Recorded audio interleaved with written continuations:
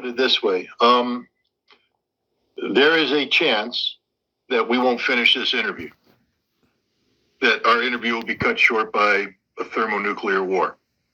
And if it doesn't happen today, it could happen tomorrow, or it could happen the next day. The point I'm trying to make is we live in a world where tensions are so high and the threshold for the use of nuclear weapons have been dropped so low on both sides that one mistake, one miscalculation, one misjudgment could lead to a nuclear exchange. And it will not be limited to simply a tactical nuclear weapon dropped in Europe or one dropped in Ukraine or anything. Once it begins, it doesn't end until there's a general nuclear exchange.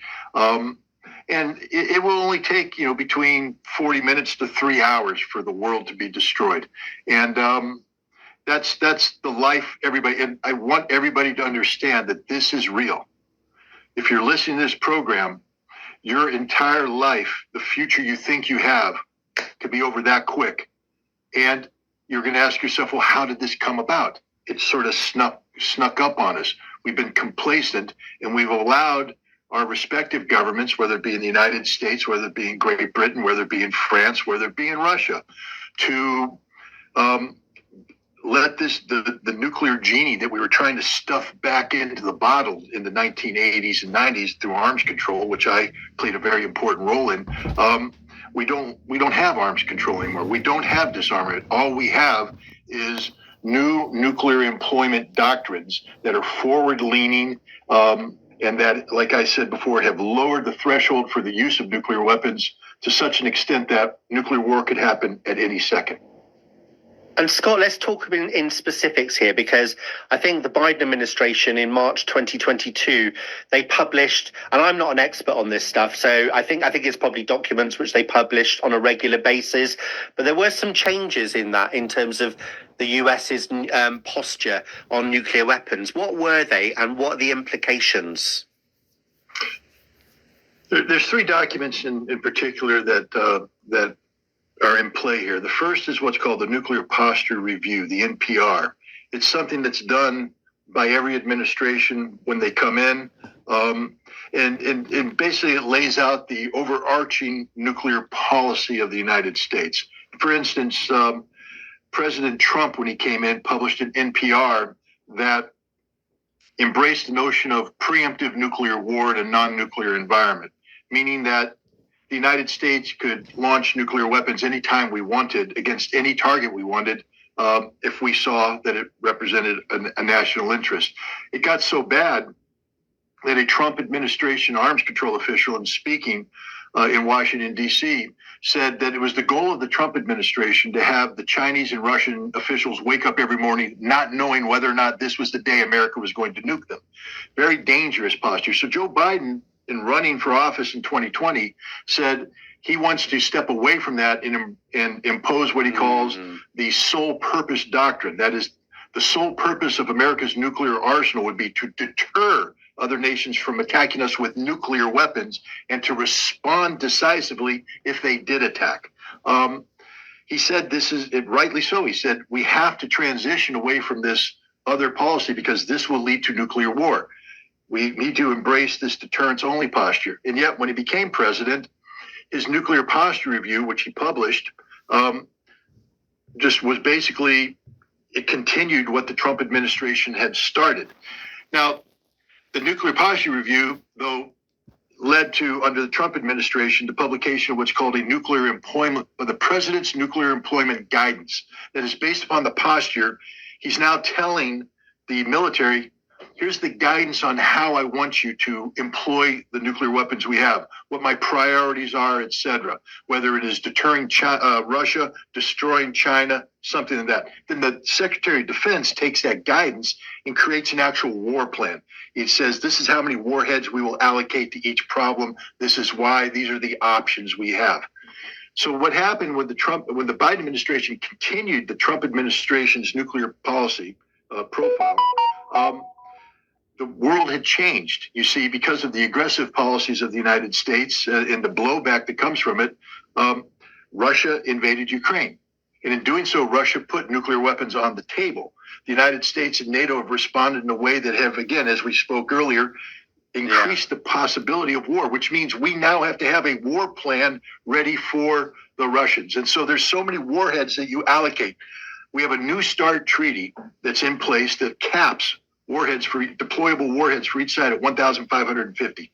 And so we have to have our warheads planning to hit the Russians to prevent their warheads from hitting us. We have a war plan to do that. Meanwhile, we've provoked the Chinese, and the Chinese have gone from their 200 nuclear warhead arsenal saying, wait a minute, America can knock all these out and achieve nuclear supremacy over us. We need to change our profile. They built 360 silos. They're going to put about 100 missiles in there, moving them around. DF-41s, 10 warheads each. China's moving to get 1,500 warheads out there. Now, America, Biden is sitting there going, whoa, 1,500 Russian warheads, 1,500 Chinese warheads, and we only have 1,500 American warheads. How do we do this? So a new plan had to be made. And Scott, can I just ask a question? I mean, how many nuclear weapons is enough? Because surely after a certain number, you might be sort of covering different targets and stuff. But it appears to me, if China have got 1,500 in the future, Russia have got 1,500, America, is that not enough to blow the world up 10 times over?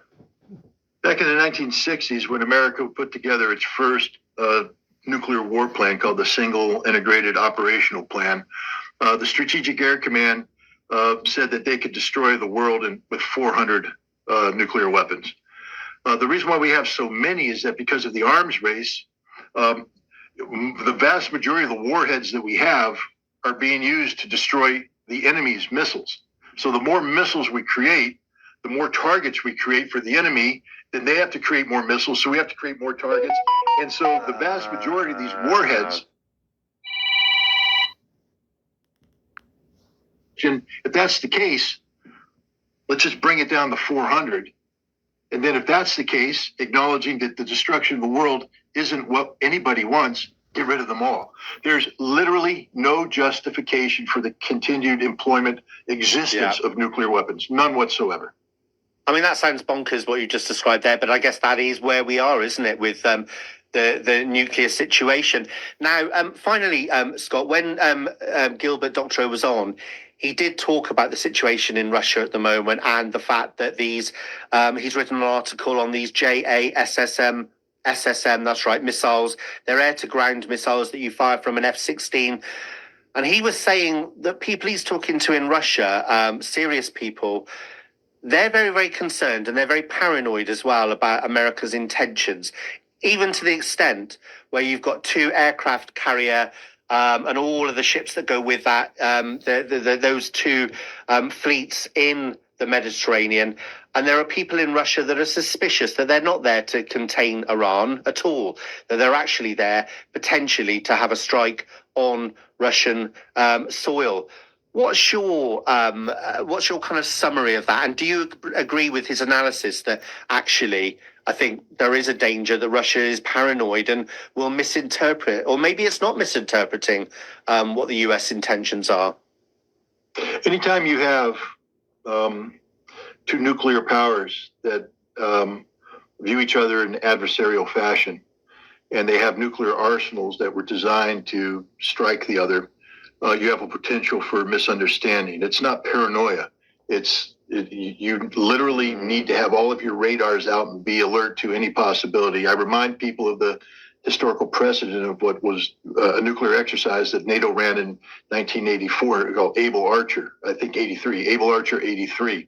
The Russians looked at it and said, it's not a nuclear exercise. You're actually getting ready to launch a preemptive nuclear strike against Russia, against the Soviet Union. So they put their nuclear forces on alert.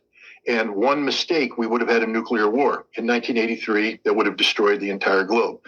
Today, we have a situation where the United States has talked with NATO about putting on operational status 20% of our B-61 nuclear bombs, the NATO nuclear deterrent. That means every time an F-35 aircraft takes off from a NATO airfield, because it's a nuclear-capable aircraft, the Russians have to assume that there's a B-61 nuclear bomb on board. But we also have talked about having other potential, non-nuclear potential in place that can punish Russia with nuclear-like effect, taking out command and control, etc. So now when you give Ukraine, talk